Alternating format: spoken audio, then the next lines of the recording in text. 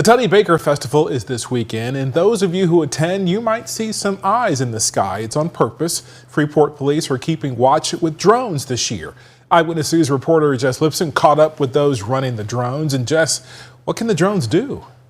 Well, Wendell, it was really cool to see these devices up close and in action. It was also really interesting to see how police are using these to help in events like today.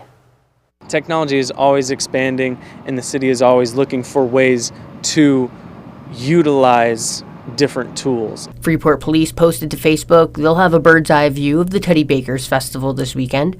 A drone will be used to keep the community safe. The innovative technology has given police more ways to keep people protected. It's going to be up in the sky. Maybe it might get a little bit lower, but it shouldn't be a bother to people who are coming to Tutty Baker Fest.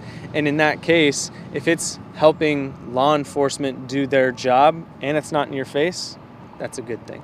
In June 2023, Governor J.B. Pritzker signed into law the Illinois Drone as First Responders Act. It's why these devices can be used. That kind of technology where we can get up in the sky with a small drone and do stuff that will help the city in the future, or even help it right now on the police side of things with law enforcement. It's just a great thing. Those with the city are excited to use the devices as well. While they come in handy to protect, drones open doors to other opportunities. We're utilizing it to highlight our city workers, whether it be their work on paving roads or more.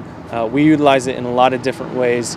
And so at Tutty Baker Fest, if you see that drone, you can wave or you can completely ignore it. That's the awesome thing about it. It's so small, hopefully you won't even realize it's there.